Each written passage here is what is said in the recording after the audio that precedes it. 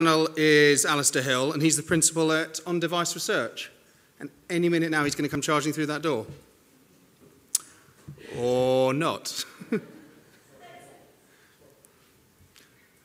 Yes, my God, I was getting awkward. Hello, Alistair? Yeah, you should have been here a minute ago. Don't panic, we're here. It's all right.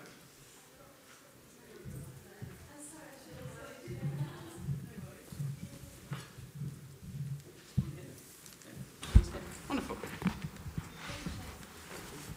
Hello, everyone. Okay. Cool. Right, so it says I'm the principal of On-Device Research, which is interesting. You sound a bit like a teacher. I'm the founder of On-Device Research. We use the mobile internet to collect consumer opinions.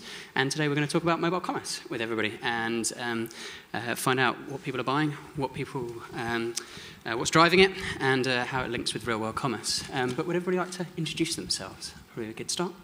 Sure. Adam, why don't we start? Yeah, Adam Levene, Chief Strategy Officer of Grapple Mobile. If you don't know Grapple, we build apps for some of the biggest brands in the world, from McDonald's through to P&G, through to Lloyds Banking Group. Britta, International Development Manager for Open Fundraising. We're a creative agency for the charity and non-profit sector, but we're specialising in mobile fundraising and regular giving through mobile. Oisin, Lunny, I'm the Senior Market Development Manager at OpenMarket, and we have a hosted platform and suite of products that facilitate mobile engagement, messaging, payments, etc. for brands like Tesco's, Amazon, and Open Fundraising, we're very happy to say. Hi, I'm Britta. I'm Head of Mobile at Initiative. We're a media agency, part of Media Brands, and essentially my role is to help guide our clients through the mobile landscape and ensure that mobile is considered in every campaign. And I'm Mo Morgan, I'm Technical Director at KitKat Nord Digitas. We're an integrated agency based here in London and part of the wider Digitas network. Wonderful. I think Rob from the FT showed a great slide from Mary Meeker earlier about this amazing gap between people's usage of the mobile device for media and the amount of money that's spent on advertising. Now, it doesn't take a genius to work out that actually for that gap to close, people are going to have to start buying things on their mobile device. I think when you look at the evolution of the internet and internet advertising, things really fell into place when e-commerce started to happen. And then Google came out with this amazing system which basically enabled marketing spend to be almost directly attributable to a sale. And so I think mobile's evolved in a completely different way, where it seems the vast majority of mobile advertising at the moment is around getting people to download some sort of an application or buy some sort of content. And so actually, if we're really going to plug that gap and take that $20 billion or so dollars away from press, then people have to start buying stuff on their phones. So we have an illustrious panel today who are going to talk about the sorts of mobile commerce that they've been working on and the sorts of things that are actually being bought on mobile. So where should we start? Why don't we start at your end and talk about the sorts of things that people are actually starting to buy on mobile? It's certainly the case that people are prepared to buy things in the mobile space. We've seen various examples of that so far this morning, but I would contest that everybody in this room at some point has bought something on the phone.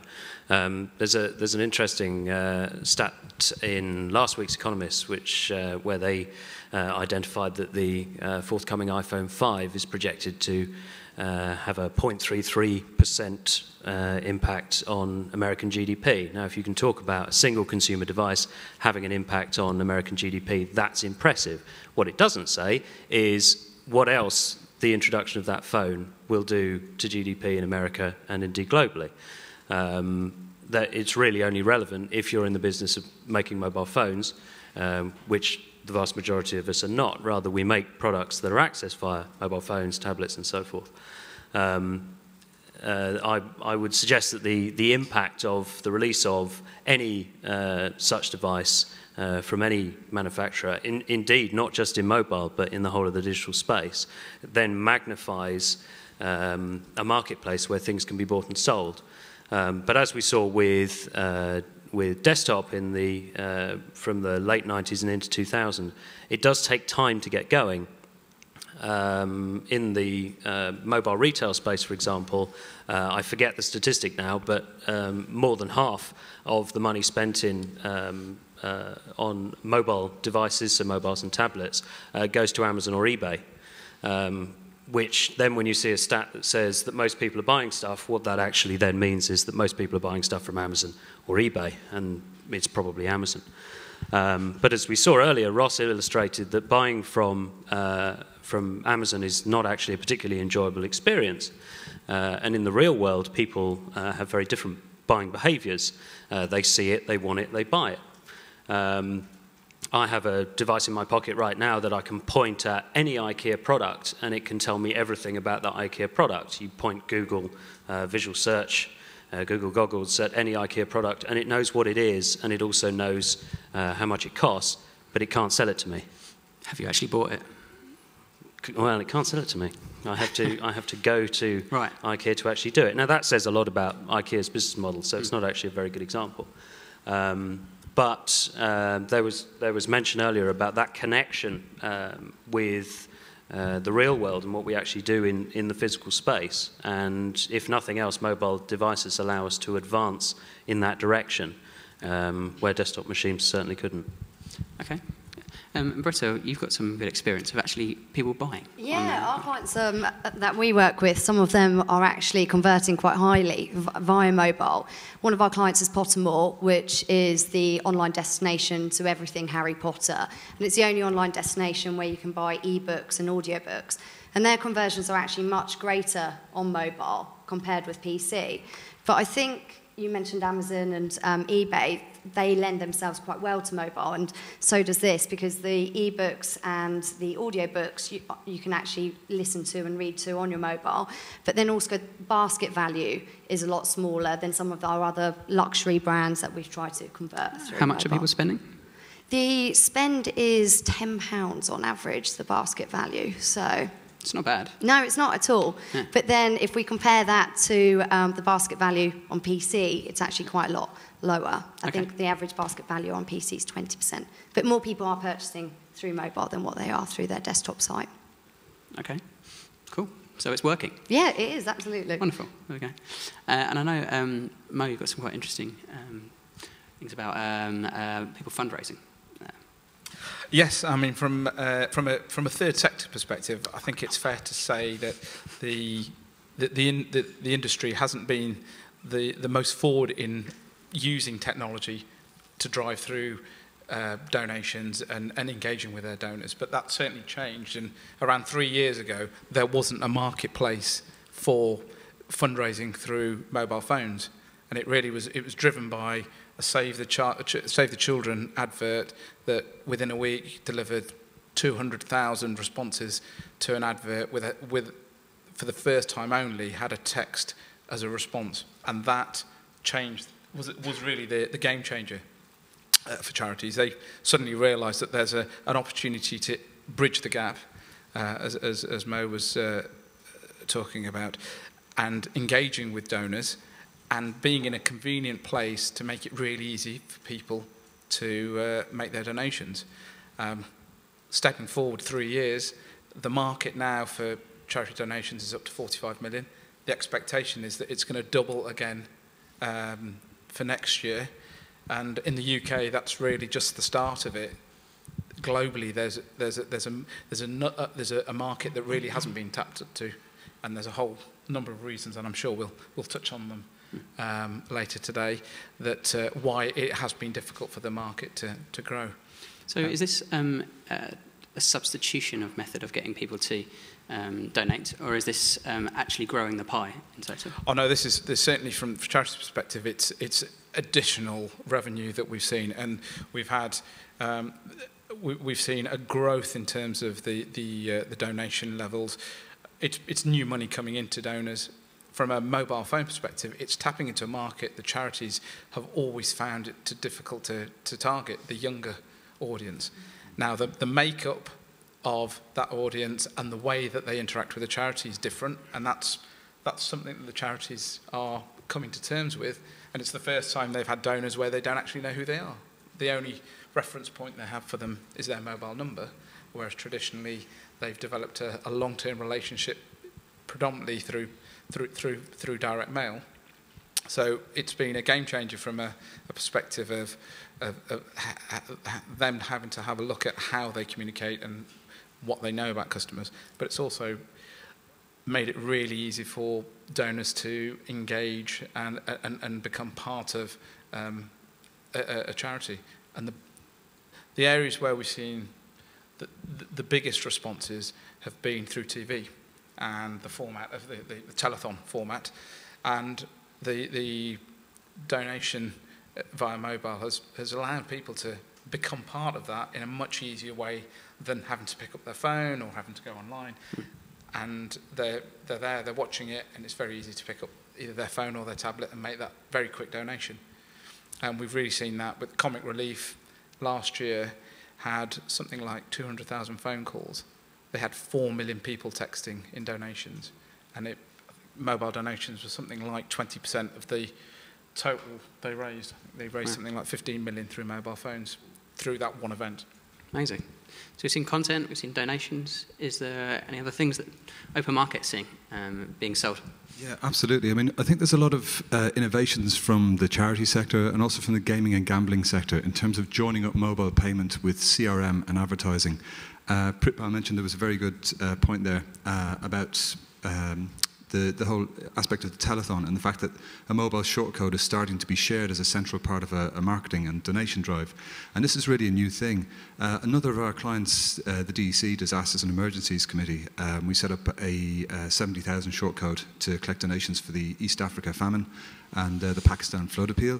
And what we saw in their kind of exploration of the format was there was a bit of reticence to begin with about how this would be received by the general public, and there was a slight worry that it would cannibalize some of their existing, direct debit people and people who would go into the bank, etc. But they kind of took a bit of a punt on it, and they put the shortcode absolutely central to the East Africa famine appeal, and the results were absolutely astounding. They found that it didn't cannibalize any of their existing business, and in fact, it helped capture that new market.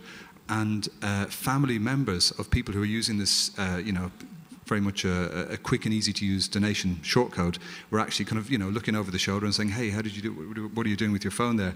And people who would have traditionally, found it a bit of a hassle to kind of take out a direct debit or whatever, are impressed by the ease of use of mobile donation technology, and it kind of encouraged other people from, older generations, if you like, to use this, to use the shortcode. In terms of gaming and gambling, I mean, there's a lot of innovation there because the level of payments is perfect for the format. There is a kind of point being, the shortcode needs to be supported by all other kinds of advertising, and should be kind of central to a marketing campaign if you're looking at kind of micropayments.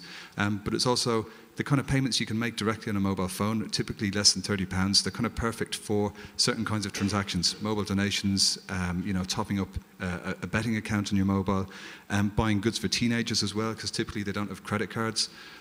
So yeah, we're finding like most of the traction for mobile payments is coming from gaming, gambling, very much the charity sector, and also companies who are facilitating things like using Spotify on your mobile phone. Say if you're on the 3 network and you want to activate Spotify, they've got a great piece of technology behind the scenes that was put together by ourselves, which means you can basically click a button through your mobile web or send a text message, and all of a sudden your mobile phone bill is now kind of paying for your Spotify subscription as well.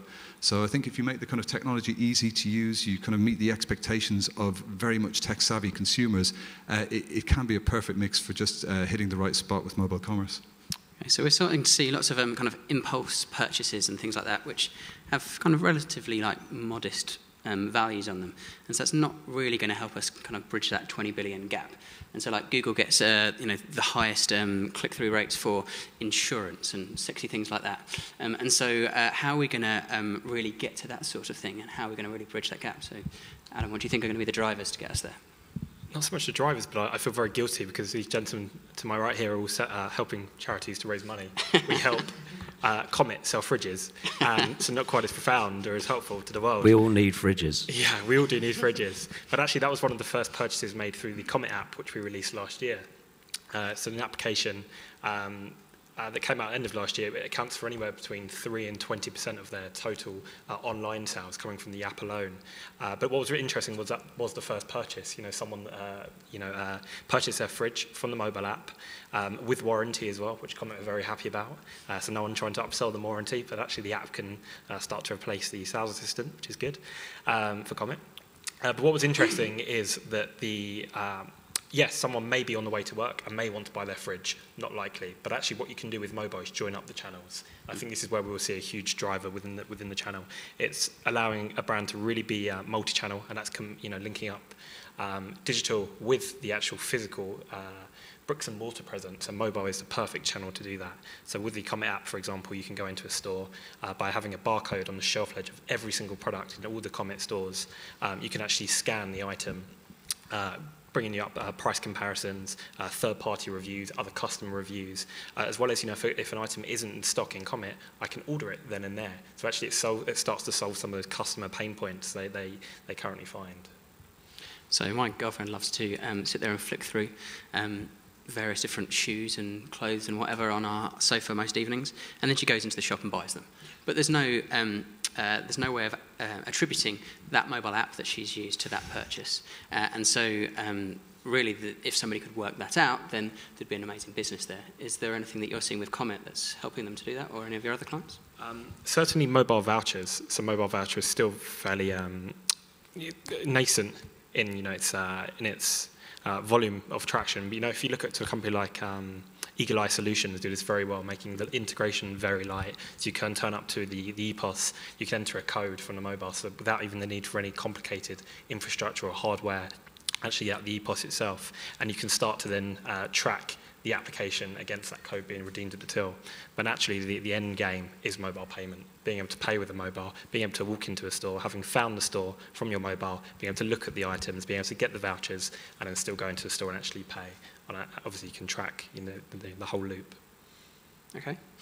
Cool.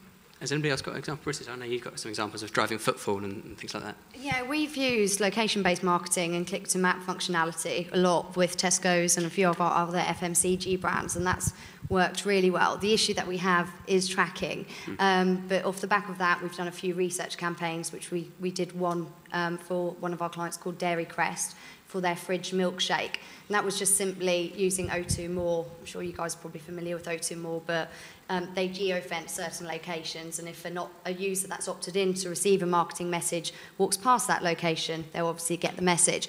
The messaging for fridge was really simple, just saying get your fridge at your closest store, Tesco's on Battersea High Street, if that's the one that you went past. And then off the back of that, we asked people that participated in it to be part of a survey. And something like 2,700 people participated. And of those people, 30% actually went on to purchase the milkshake that day. So that's a huge conversion rate if we compare it to online.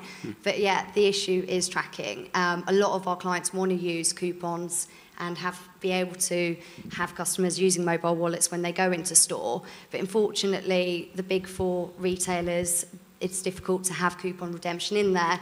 And then when we've looked at partnering with one retailer that you're able to redeem the coupon from, they're unable to actually say that that's a mobile coupon, that's been scanned, it all goes into this big coupon pool. But I do think once we are able to do that, that's when we'll see the real power of mobile and be able to actually track the consumer journey through to purchase. So coupons of the future. There's one, I think anyway, personally, a fabulous example of bridging the gap between the physical retail experience and using mobile as a payment method and meeting the needs of the consumer in terms of convenience. It's a Korean Tesco Plus where they essentially advertise the shop and the goods in subway stations, and the banner, the adverts are essentially, they look like an aisle, and you just walk up to the product that you want, you click on the QR code, and then they deliver, once you've completed your shopping, they deliver, you pay through your phone and they deliver it to your house while you're waiting for your train. Didn't you try that in the UK as well? Or? Yeah, they did I think it was actually mentioned in one of the previous things, but they did it at Gatwick Airport. So when you're on your way to your holiday, you could order at this virtual sort of store. So click on there and scan the code, and then whatever your goods, say it was milk or something, those sort of essentials that you might not have at your house when you've been on holiday, they'd be delivered. Mo, you've been working on this sort of thing as well. Yes, one of the examples again that came up earlier is the Starbucks app, which incorporates not only a loyalty scheme, every coffee shop's got a loyalty scheme, but also a payment mechanism. Now, if we go back, let's say 20 years, I doubt there's a marketing team in the world that would have said, I know what we need to do is create a whole new method of payment. And certainly the people that ran the EPOS probably would have rolled their eyes as well. But now it's very feasible because it's trackable, it breeds loyalty. You know, and it's something that you can then weave into your other marketing activities. So, for example, Starbucks being a client of mine, you can see when you're in that retail environment that a lot of consideration is given to what the POS marketing messages are, what it says on the windows, what it says behind the counters, but also then, if you look at Starbucks as a case study, then what's going on outside of that? What are you getting in your inbox while you're on the train to your office, which just happens to be near a Starbucks, for example? That's my bit. What does it say on the website? What does it say in the press? You know, and so on and so on. So, you know, we mentioned attribution, and again that came up earlier. If you were, let's say, a high-value item seller, let's say you're Volkswagen or Audi or BMW, there is one argument that says, well, we just don't need a mobile app because no one is ever going to buy a Volkswagen via an app. But of course, I think everybody here would think, well, actually, that's not quite the right argument because it's not taking into consideration all of the factors at play. In the case of Volkswagen, it's reasonable to assume, and I haven't looked, but it's reasonable to assume that there is already some kind of brand platform available for mobile, perhaps something a little bit more immersive for tablet. Then on the desktop, you look at Beetle.com, highly immersive, almost magazine format style presentation, as well as all of the in-store and digital retail stuff that's going on in automotive. I mean, you know, a car configurator is a very common feature in automotive, both offline and now in digital in-store as well. So if we nail coupons, basically we've solved the puzzle. Is that right? Or Oisin, would you like to tell us more? Well, I suppose it's basically about engagement and reaching out to the consumer in a way that's kind of respectful, meets their expectations, ties in with how they would like to interact with the brand. The IAB recently put out a bit of a study about advertising on tablets, and you know the headline from that whole study, which is really in depth, said that consumers actually expect the brands they trust to be advertising on tablets. So you know, brands have to have presences on all these different devices. They've got to have a kind of complete marketing mix. What's becoming more and more kind of central to this whole joined-up CRM/payment/ you know vouchering strategy. Is the mobile device, because it's predominantly you know where consumers are expecting to interact with brands these days. So you know intelligent CRM can really take advantage of that, can harness that, and you know to give you a brief example, we set up a gift aid mechanism for the DEC that basically meant when you donated a £5 to the DEC, you immediately got back a thank you text message saying, you know, thanks for the £5, it's going to do X, Y, and Z. Would you like to give some more and opt into gift aid? And you opted in by texting back your name, your house number, and your postcode, and that was it. And then you got another thank you with a link through to the Twitter app, etc. And they had a 60% opt-in for gift aid, and this is you know a campaign that raised 1.5 million. So there were you know many you know hundreds of thousands of text messages that went in. So to have an opt-in rate of 60% shows that if you kind of get the technology right, if you message the consumer in a way that's you know respectful, you don't spam them, and you encourage opt-in, the results can be you know blindingly good, basically. Certainly from a brand engagement perspective, it's one of the challenges that working with UNICEF and WWF, we're rolling out a global mobile donation system, and which incorporates regular giving through their mobile phone.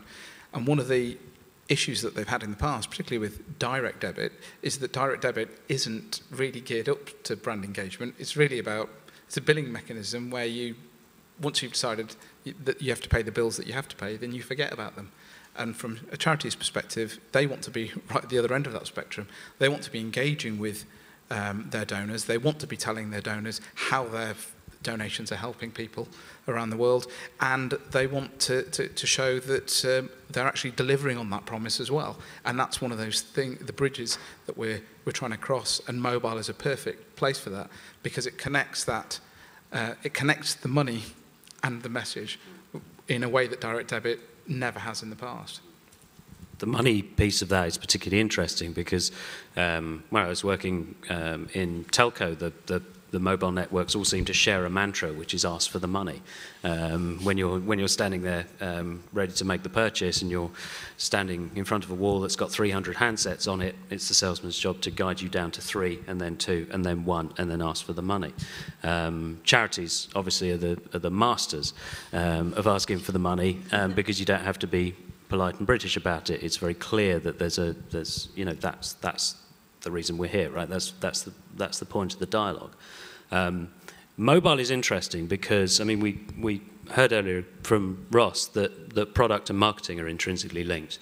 And it feels to me that whereas there would have been an era where we would have tied marketing and advertising fairly close together, marketing is pulling off towards product, advertising is being pushed off towards sales. So I'm not about to type my credit card details into a banner ad, but what we've got is a situation where there is a sales process, hopefully, in any business.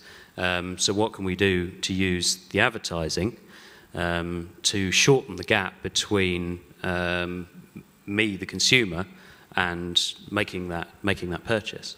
Yeah, that's a really good point. I mean, actually, Open Fundraising put together a fantastic campaign for train boards. I think it was for the NSPCC, and it's so successful, it's actually reinvigorated the train board format, and other brands like, I think it's the Spectator, are now kind of saying, you know, you can get a free trial for the Spectator, just text Putin. I've got a joke about Vladimir Putin on these train boards. And it kind of shows that, you know, everyone's got the mobile on them the whole time. Sticking up a shortcode and a keyword is just the simplest way to engage in the quickest way. And I think you guys had a load of success because people, you know, literally the train on the way home and are thinking, okay, should I buy a beer from somebody with a trolley, or, you know, should I help this amazing, you know, very worthwhile charity here just by texting this word to a shortcode? And, you know, people like to be engaged. They like to, you know, get involved. They like to use their mobiles to get involved. And another thing your platform does really well is kind of adds value to the consumer. So if you've signed up for this regular giving platform, you'll continually, not continually, but, you know, once a month, you'll get a notice saying, hey, you know, we're going to ask you to, you know, keep donating and give another £3 to this charity. Your donation will do X, Y, and Z, and, you know, potentially you can put a hyperlink in there. You could use, you know, different kinds of messages, etc. So there's a lot of opportunity in terms of, you know, using the shortcode as a kind of center of an engagement campaign. So I've been in the mobile sector for a bit too long, and in my first few months at lovely M-Metrics, probably 8 years ago or something like that, the Crazy Frog scandal broke, and it was a wonderful, wonderful time. But as a geeky analyst, I loved looking at the numbers and plotting when this happened. And you saw this amazing dip in the amount of people who are actually buying stuff. In that time, it was ringtones and games. And so I don't know if you've all been following it, but there's been another similar sort of scandal, but in Indonesia a little while ago. And we've just been involved in a study which has been looking into all this stuff. And once again, you've seen that dip. And so basically consumer trust is a massive part of making this happen. Now, I'm not saying any of you are going to scam anyone because you're doing far too much good for the world, but Adam, do you think people actually genuinely trust buying stuff on their phones, and what's going to get us over that kind of £10 barrier to buy fridges more often? Basically? Sure. I think in the first place, we've been able to borrow the trust of online. So whereas online had a real challenge many years ago to try and convince people to enter their credit card details, actually I think it's you know, people consider mobiles and tablet as a natural extension of that. I think what's you know, any decent mobile site or app makes it very easy for someone to log into an existing account they may already have with that retailer. So their credit card details perhaps are already stored, making it very easy to get through to the checkout. Within apps in particular, we find there's already trust associated because the app is branded by that person, especially within Apple, not so much for Android because it's more open, but especially with Apple because it's been verified by the App Store. They know that they can trust that brand. And I think lastly, you'll find the intermediaries, the Visas, the MasterCards, the PayPals, when they make it very easy for you to, through things like v.me, to be able to enter your credit card details and actually make that transaction, then they're using those services because they have the trust, they have the trusted brands, they're known as the institutions who you trust with your money. Actually, that level of trust does increase. Britta, do you think people trust putting their credit card payments? Yeah, I think... Well, as I said, the Pottermore client, which is the one that I referenced earlier, the basket value is much lower on mobile than what it was online, so I think trust is a big thing. But I think actually typing in your credit card details on a phone can be quite difficult, and also the nature of mobile, if you are out and about and you're typing in your credit card details, you'll be quite worried that someone's looking over your shoulder and is going to, not that anyone is, but is going to steal your details. I think a big thing, and it seems like quite an obvious point, but is the mobile experience. You're selling fridges through a brilliant app, but a lot of brands are driving traffic to an online experience that hasn't been optimised for mobile. And then even some of the mobile experiences that I come across, they're not as usable as what the website would be. And I think more and more brands that actually are building good mobile experiences, that then we'll see an increase in mobile commerce on that too. The IAB did a study, I think something like 37% of the top 100 advertisers in the UK have a mobile site, which is good compared to last year, but we still have a long way to go. Is it time to open it up to the floor? Yes.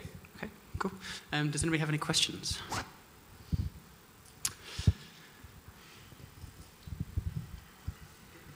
Alistair, how are you doing? Good to see. Kieran Burke from Mobext. I was just intrigued about the idea of a mobile device and a tablet, and we have now the phablet, this device that sits somewhere between the two, and then with the talk of a mini iPad.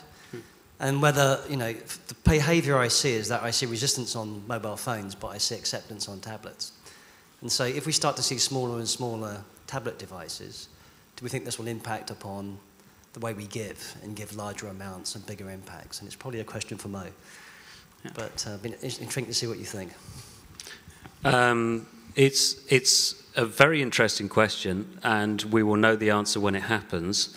But that's not what you wanted me to say. I think what we have learned from what's already in the market... I can't actually see you through the podium. There you are. I think what we've learned from the form factors that already exist is that while mobile is much more immediate, in terms of the decisions that the consumer is prepared to make with it. Tablet less so, and therefore there's greater flexibility, and therefore, it looks more impressive when you start reeling out the stats. But one provocation might be that there aren't very many people in the market today who are geared up for absolutely immediate transactions. Actually, making an immediate transaction is a fairly difficult thing to do, even with all this technology, even if you're sitting at the desktop. The whole, see it, want it, buy it thing, seeing it is easy, wanting it is easy, buying it, I've got to give you my postal address and my billing address and my email address, and I've got to tick this box, and then I buy it. So as we start to see smaller tablets or micro tablets or whatever we're calling them today, enter the market, if they are to be as successful as tablets currently are, it will be imperative that we, as marketers and technologists and so forth, make sure that we can capture the immediacy that is a requirement of mobile use and take that into small form tablets. Do you do much on tablets at all, or is most of yours driven by SMS? It is very much driven by SMS, and it's the tablet format hasn't been. We've not done anything specific for the tablet format, but if I quickly shift my hat and put on my betting hat from a past life, the tablet forms a fantastic mechanism to, as Mo referred to, the product and how mobile is enhancing the product. From a betting perspective, live betting is an area that has grown and seen the betting companies develop their businesses around live betting over the last 3-4 years, and it's been the biggest growth area. And mobile and tablet form a very good link to watching a live event and being able to bet while in running while events are on. So you don't have to be in front of a laptop anymore in order to be able to bet on live. And it was always seen that the people that punters were sitting with laptops in front of TVs and betting through the laptop while they're watching events. And now we're making it easier with the use of tablets, where that convenience and the speed between viewing and purchasing is much shorter.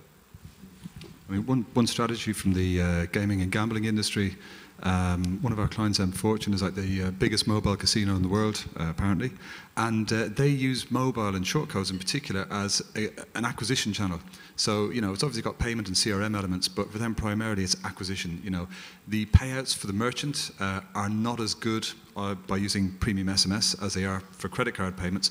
But, you know, as Britta said, it is a bit of a pain to kind of, you know, on your small screen, tap in your credit card number, etc.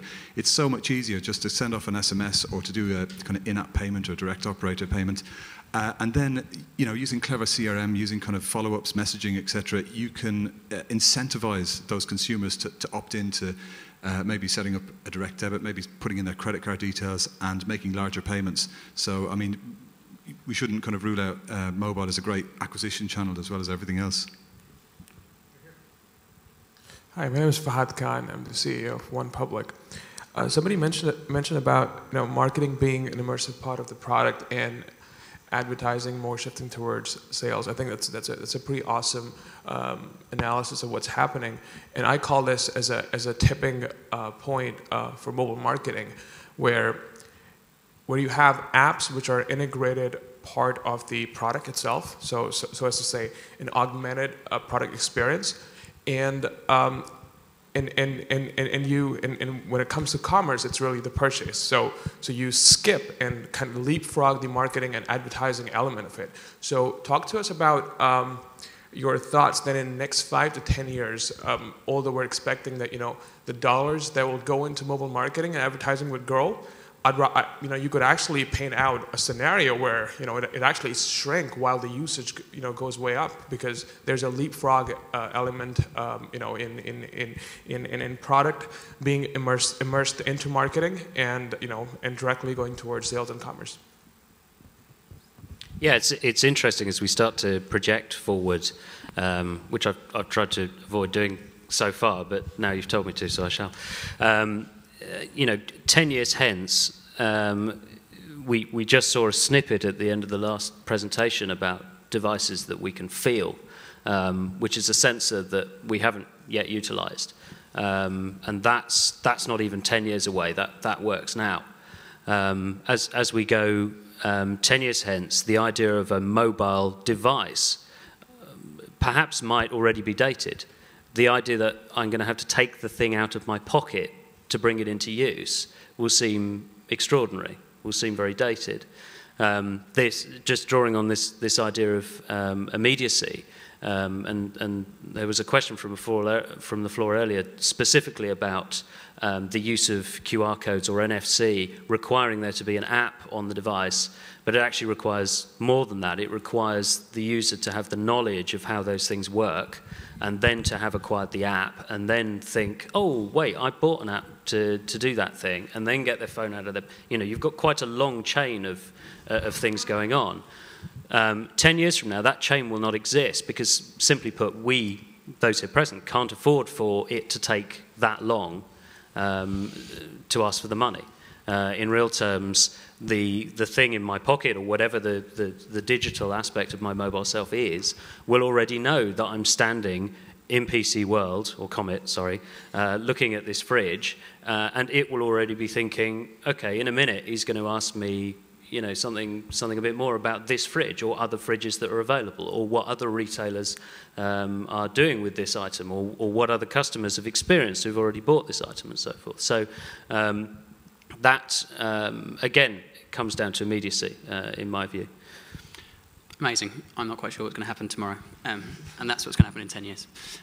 Thank you very much, everyone. I think that brings it to a close. We found that lots of people are buying small ticket items, people are donating, people are buying fridges, and if we nail coupons and consumer trust, then we'll all be millionaires. Wonderful. Thank you.